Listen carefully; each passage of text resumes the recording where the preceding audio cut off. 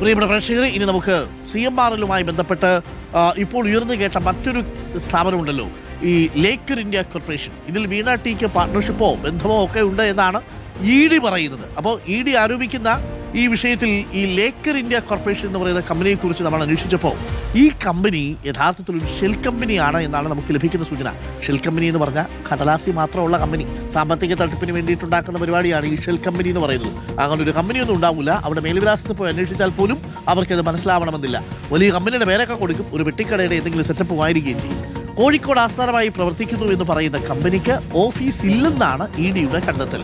കോഴിക്കോട് പലയിടത്തും നോക്കിയിട്ടും അങ്ങനെ ഒരു കമ്പനിയെ പറ്റി അറിവ് നമുക്കും ലഭിച്ചിട്ടില്ല. VS രഞ്ജിത്തുണ്ട് സ്ഥലത്ത് നിന്ന്. നമുക്ക് ഒന്ന് നോക്കിയിട്ട് വരാം. എന്തായാലും VS Ranjith, very good morning VS Ranjith. ഈ ലേക്കർ ഇന്ത്യ കോർപ്പറേഷൻ എന്നുള്ളത് കടലാസി മാത്രമുള്ള കമ്പനിയാണോ?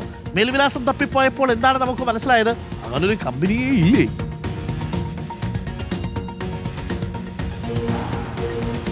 ഡോക്ടർ അരുൺകുമാർ, ഞാൻ നിൽക്കുന്നത് ഇപ്പോൾ ഈ പന്തിരാങ്കാവ് ഭാഗത്ത് ദേശീയപാതയോട് ചേർന്നാണ്. ഇതിൻ്റെ ഈ രണ്ട് ഭാഗവും നമുക്ക് വേണമെങ്കിൽ മണക്കടവ് റോഡ്, കൊടൽ നടക്കാവെന്ന് പറഞ്ഞ് രേഖപ്പെടുത്താൻ പറ്റുന്ന ഭാഗങ്ങളാണ്. ഇതാണ് address. Laker India corporation, കൊടൽ Nadakkavu, Manakkadavu road എന്നുള്ളതാണ് അഡ്രസ്സ്. ഈ അഡ്രസ്സിൽ കഴിഞ്ഞ മെയ് മാസം മുതൽ ED അന്വേഷിക്കുന്നുണ്ട്, നമ്മളും അന്വേഷിക്കുന്നുണ്ട്. അങ്ങനെ ഒരു സ്ഥാപനമില്ല.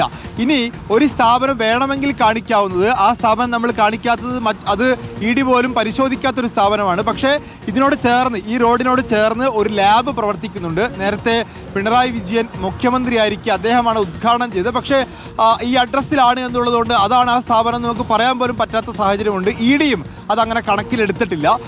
അതായത് നമ്മളിപ്പോൾ ഇന്ന് രാവിലെയും ഇതിന് മുൻപുമൊക്കെ വന്ന് പരിശോധന നടത്തിയപ്പോഴും മണക്കടവിലോ കൊടൽ നടക്കാവിലോ ലേക്കർ ഇന്ത്യ കോർപ്പറേഷൻ എന്ന രീതിയിൽ ഒരു പരിശോധന നടത്തി അവിടെ ഒരു ഓഫീസ് പ്രവർത്തിക്കുന്നില്ല. ഇന്നലെ 5 ഇടത്ത് കോഴിക്കോട് പരിശോധന നടത്തിയപ്പോൾ ED ഈ ഭാഗത്തും വന്നിരുന്നു.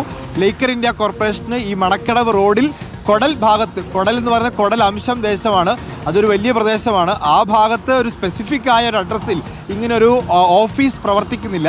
ഇന്നലെ മാത്രമല്ല ED അന്വേഷിച്ച്, കഴിഞ്ഞ മെയ് മാസം മുതൽ ED ഇക്കാര്യത്തെക്കുറിച്ച് അന്വേഷണം നടത്തുന്നുണ്ട്.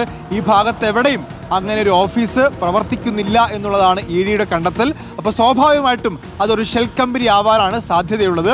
പക്ഷേ ആ കമ്പനിയുടെ അക്കൗണ്ടിലേക്ക് ഒരു 15,00,000 രൂപ വന്നിട്ടുണ്ട്. അങ്ങനെ വന്നത് അതൊരു ഇല്ലീഗൽ ട്രാൻസാക്ഷനായി കണക്കാക്കിയാണ് ED ആ അക്കൗണ്ട് മരവിപ്പിച്ചിട്ടുള്ളത്. അപ്പോൾ ഈ കമ്പനിയുടെ ഉടമസ്ഥരെയോ കമ്പനിയുടെ ഡയറക്ടർമാരെയോ ഒന്നും നമുക്ക് ബന്ധപ്പെടാൻ പറ്റിയിട്ടുമില്ല അല്ലേ?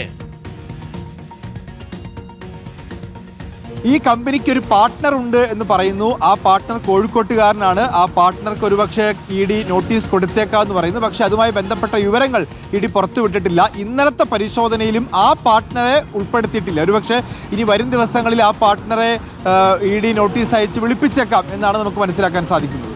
അപ്പോൾ താങ്ക് യു VS രഞ്ജിത്ത്. ആ അഡ്രസ്സ് അന്വേഷിച്ച് അവിടെ പോയിട്ടുണ്ട്. പക്ഷേ അവിടെ ഈ ലേക്കർ ഇന്ത്യ കോർപ്പറേഷൻ എന്ന് പറയുന്ന കമ്പനിയുടെ ഓഫീസ് എന്ന് പറയുന്ന സ്ഥലത്ത് പോകുമ്പോൾ അങ്ങനൊരു കമ്പനിയെ കാണാനില്ല. അങ്ങനൊരു കമ്പനി ഇല്ല എന്നുള്ള ഒരു സൂചനയാണ് ഇപ്പോൾ ലഭിക്കുന്നത്. ഇനി അങ്ങനെ ഒരു കമ്പനി ഉണ്ടെങ്കിൽ ആ കമ്പനി ഡയറക്ടർമാർ ആരെങ്കിലും ഈ ചർച്ച നടക്കുന്നത് ശ്രദ്ധിക്കുന്നുണ്ടെങ്കിൽ ഒന്ന് ഞങ്ങളുടെ കോഴിക്കോട് VS രഞ്ജിത്തുമായിട്ടൊന്ന് ബന്ധപ്പെടുക. നമുക്ക് ആ വാർത്ത തിരിച്ച് പറയാം.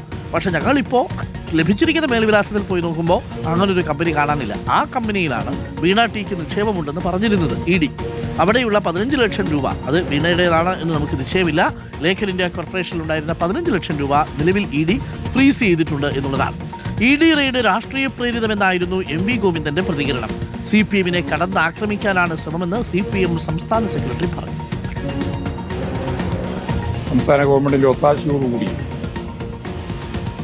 ഇന്നലെ വരെ പാർട്ടി പ്രവർത്തകർക്കും നേതാക്കൾക്കും എതിരായി ED ഉൾപ്പെടെയുള്ളവരുടെ കടുത്ത കടന്നാക്രമം, കോഴിക്കോട് തന്നെ 9 പേരെ റിയാസുമായിട്ട് പരിചയമുണ്ട്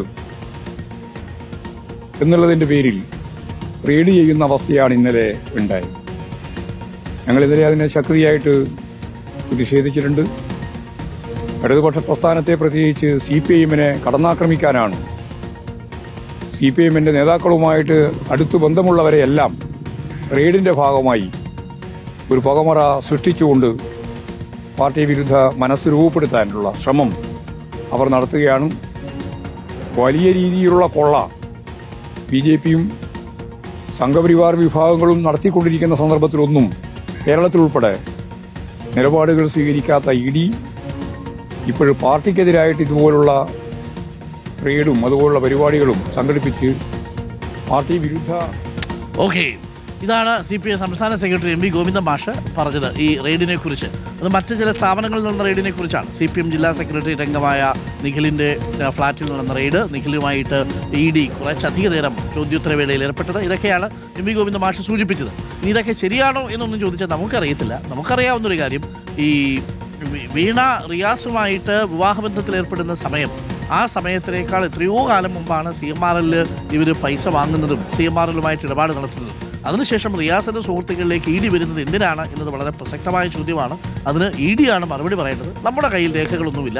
വീണ ടി CMRLുമായിട്ട് കരാറിൽ ഏർപ്പെടുന്ന സമയം റിയാസിന്റെ ഭാര്യയുമല്ല, അഥവാ റിയാസുമായിട്ട് അങ്ങനെ ഒരു ബന്ധവുമില്ല.